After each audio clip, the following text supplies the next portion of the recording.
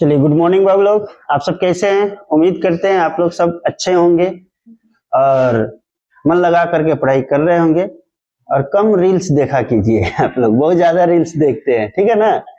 हाँ, तो थोड़ा पढ़ाई पर ध्यान दें और देखें। पिछले क्लास में हम लोगों ने, इससे पिछले क्लास में यहाँ तक हम लोग देख लिए थे, पिछले स्लाइड तक हम लोगों ने देख लिया था, जिसमें हमने प्रमुख कृषि औजार के बारे में आप लोगों को बताया था कि क्या क्या कृषि औजार हैं, उन सब के बारे में बताया था। और आज हम लोग यहां से देखेंगे बीज का चयन एवं बुआई देखेंगे, ठीक है ना? सबसे पहले कि निष्कर्ष देखते हैं कि निष्कर्ष में क्या है, उसके बाद हम लोग इसको देखेंगे। कृषि औजार किसान के लिए उतने ही आवश्यक है जितनी मिट्टी और बीज। मिट्टी और बीज रहले रहे, ठीक है ना? मतलब कि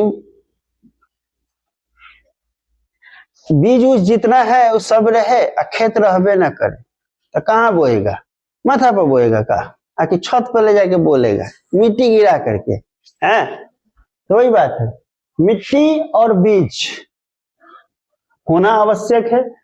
और आधुनिक उपकरण के प्रयोग से न केवल उत्पादन बढ़ता है, यानी टेक्नोलॉजी अपनाने से न केवल उत्पादन बढ़ता है बल्कि खेती को वैज्ञानिक और लाभकारी भी बनाया जा सकता है।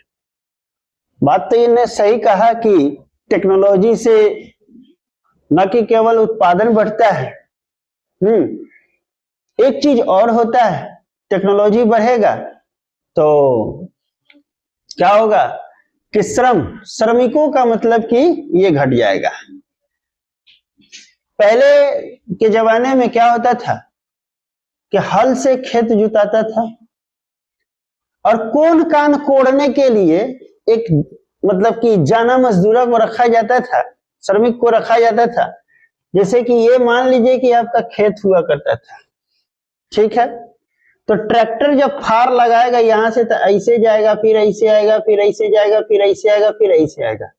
कोना तो ये छूट गया, ये भी कोना छूट गया, ये भी कोना छूट गया, ये भी कोना छूट गया। यानी कि बीच में जोतनी हो जाता था लेकिन कोनवा छूट जाता था। तो उसके लिए एक कोदरवा को रखा जाता था ना, कोदार वाले को, ठीक है ना? और उनको बोला जाता था कि तनका कोनवा कनवा का करिएगा, कोड़ दीजिएगा, ये कोनवा को क्या कीजिएगा, कोड़ दीजिएगा, अब भसा दीजिएगा। भसाने का मतलब क्या था? कोदारी के मुठ से मार के, है ना, टेपा जो होता है ना, टेपा ओकरा के धा के बुरबुरी बना दीजिएगा ना, तोड़ दीजिएगा। बात समझे कि नहीं? वो चीज होता था। बीजों का चयन एवं बुआई, selection and sowing of seed. मिट्टी तैयार होने के बाद अगला चरण होता है बीजों का चयन और बुआई, यानी कि अच्छी किस्म का बीज होना चाहिए। कैसा? अच्छी किस्म का बीज होना चाहिए। ऐसा नहीं खाखड़ा ले जाकर छींट दीजिए खेत में और कहिएगा कि मतलब कि फसल हो जाएगा, तो ऐसा नहीं होगा। बीज फसल का मूल आधार होता है। अच्छे स्वास्थ्य और उच्च गुणवत्ता वाले बीजों से ही अधिक उपज प्राप्त की जा सकती है। और बीज बोने की विधि और गहराई भी फसल की सफलता को प्रभावित करता है। हमने उस पिछले क्लास में बताया था कि अब बीज कहीं हिया बो दीजिए, कोई हिया बो दीजिए, कोई हिया बो दीजिए, ऐसा तो नहीं ना हो सकता है। लेवल में आपको बोना पड़ेगा, तब जाकर के अच्छा फसल होगा। अगला कहता है किसी भी फसल की सफलता का 70% भाग बीज की गुणवत्ता पर निर्भर करता है। अगर वो फसल जो है सफल हो रहा है, फसल सफल हो रहा है, स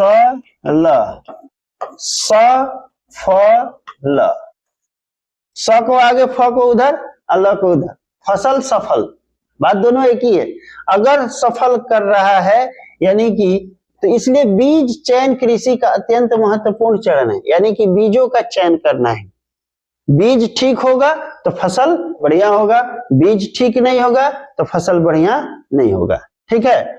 अब बीजों का चयन, अच्छे बीजों का चयन से फसल की गुणवत्ता और मात्रा दोनों बढ़ती है। बीजों का चयन करते समय निम्नलिखित बातों का ध्यान रखा जाता है। पहला, बीज स्वस्थ। स्वस्थ का मतलब क्या होता है? खखड़ा नहीं होना चाहिए। क्या? खखड़ा नहीं होना चाहिए। परिपक्व यानी कि पक हो जाता है, पक यानी वो नहीं होना चाहिए। रोग रहित होना चाहिए, ठीक है ना। बीजों का आकार समान और वजन सामान्य होना चाहिए। अब कोनो बड़का हो जाए कोनो छोटा हो जाए वो भी नहीं होना चाहिए। बीजों में नमी बहुत अधिक नहीं होनी चाहिए, सूखा होना चाहिए, ठीक है ना। बीजों की अंकुरन क्षमता, है ना, जर्मिनेशन, है ना, कैपेसिटी अच्छी होनी चाहिए, यानी कि अंकुरन की क्षमता उसके अंदर होना चाहिए। अगर अंकुरन की क्षमता नहीं होगा तो मिट्टी के अंदर जाने के बाद वो अंकुरित नहीं होगा। दूसरा एक और केस होता है कि खेतों में ज्यादा नमी के कारण, नमी ज्यादा होगा, ठीक है ना, बीज क्या होता है, सड़ जाता है।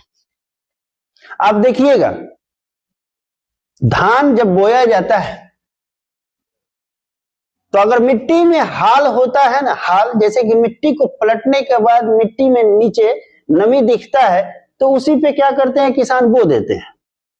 लेकिन अगर मिट्टी में नमी नहीं है तो क्या करते हैं, सबसे पहले पानी पटाते हैं, और पानी पटाने के बाद, है ना, जब खेत थोड़ा सा सूख जाता है तो उसको जोतते हैं, जोतने के बाद फिर बीज डालते हैं, तब जाकर के उसका अंकुरन मतलब अच्छा से हो पाता है। अन्यथा अगर ज्यादा ही सूखा हुआ, जैसे बैसाख के दिन में, है ना, इतना ना धूप रहता है, हम लोग तो पानी पानी पाक पाक करबे करते हैं, है ना, खेतों सब कहता है पानी पानी पाक पाक, हाँ, बत्तख की तरह पा पा पा पानी, यानी कि पूरा क्या होता है, खेतों में दरार फट जाता है। कैसे, ऐसे देखिएगा, ये आपका खेत हो गया, ऐसे ऐसे दरार फट जाएगा, ऐसे ऐसे दरार फट जाता है। बैसाख के दिन में ये होता है, ठीक है, जब नमी कम होता है तब होता है। आगे आएंगे, बीजों की शुद्धता जांचने की विधि, बीजों की पानी में डालकर उनकी गुणवत्ता जांची जा सकती है। यानी कि लाया जाता है तो बीज को क्या किया जाता है, पानी में डाल दिया जाता है, डाल करके उसकी गुणवत्ता के बारे में जांच कर लिया जाता है कि इसकी गुणवत्ता कैसा है, मतलब अच्छी किस्म का है कि नहीं है।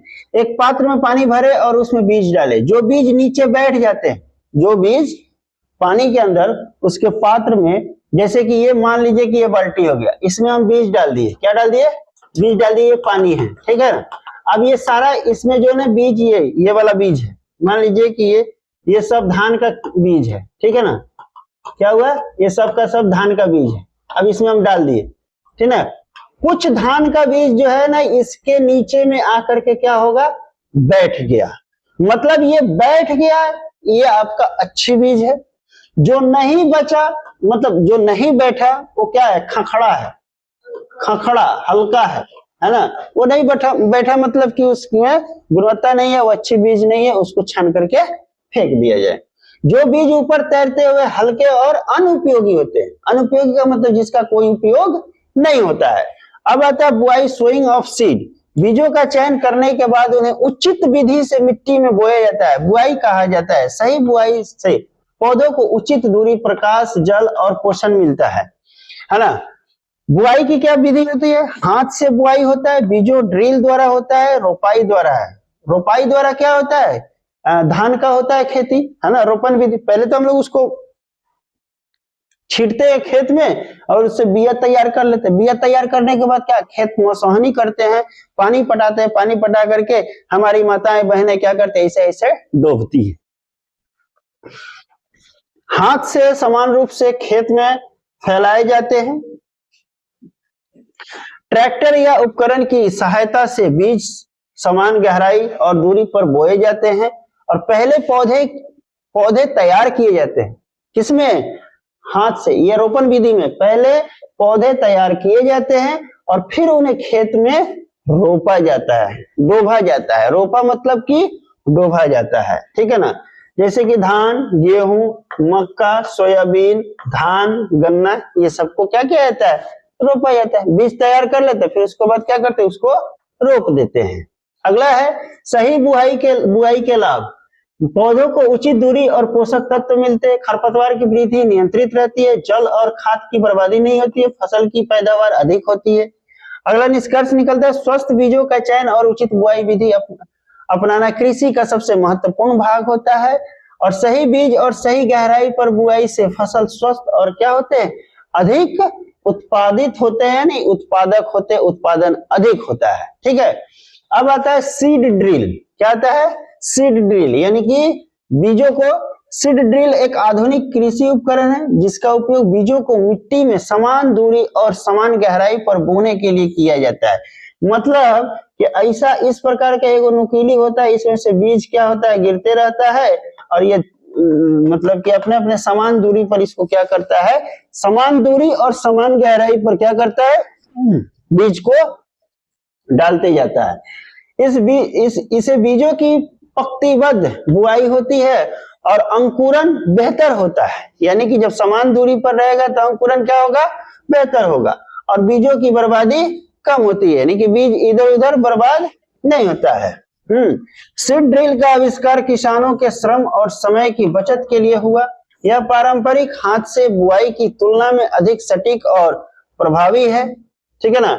सीड ड्रिल कैसे काम करती है, सीड ड्रिल को ट्रैक्टर, बैल या हाथ से खींचा जा सकता है। मशीन मिट्टी में छोटी छोटी नली यानी कि बनाती है और हर नली में बीज छोड़ जाता है और फिर बीजों का हल्की मिट्टी ढक दी जाती है, जिससे क्या होता है, बीज सुरक्षित रहते हैं और अंकुरन के लिए अनुकूल वातावरण क्या होता है, मिलता रहता है। समझे क्या? आगे आता है मुख्य भाग, बीजदानी यानी सीड हॉपर, फर्रो है ना, बीज वितरण तंत्र है ना, कवरिंग डिवाइस, गहरी समायोजन सिस्टम। अब इसका फायदा क्या होता है, इधर दिया है फायदा, समान दूरी और गहराई पर बुआई, बीजों की बर्बादी क्या होती है, घट जाती है, अंकुरन दर में क्या होता है, सुधार होता है और समय और श्रम की क्या होता है, बचत होता है, यानी कि जल्दी से जल्दी हो जाता है। सीड ड्रिल के प्रकार कैसा कैसा होता है, हैंड मैनुअल सीड ड्रिल, दूसरा होता है बैल चालित सीड ड्रिल और तीसरा होता है क्या, ट्रैक्टर चालित सीड ड्रिल। हाथ या छोटी मशीनों के द्वारा, बैल या जानवरों से खींचे जाने वाली यंत्र और ट्रैक्टर से जुड़कर काम करने वाला बड़ी मशीन है ना। उपयोग छोटी खेत और कंद तरकारी के लिए उपयुक्त, कंद मतलब कि सब्जी उब्जी के लिए उपयुक्त होता है। मध्यम आकार के खेतों में भी ये क्या होता है, उपयोग बैल से हम लोग कर लेते हैं, बैल वैल से। और बड़े खेतों और व्यवसायिक खेतों के लिए उपयुक्त कौन होता है, ट्रैक्टर चालित सीड ड्रिल होता है। यानी कहने का मतलब ये है कि बड़ा खेत है तो भाई टाइम ज्यादा लगेगा ना, इसलिए हम लोग को क्या लेना पड़ता है, टेक्नोलॉजी का उपयोग करना पड़ता है।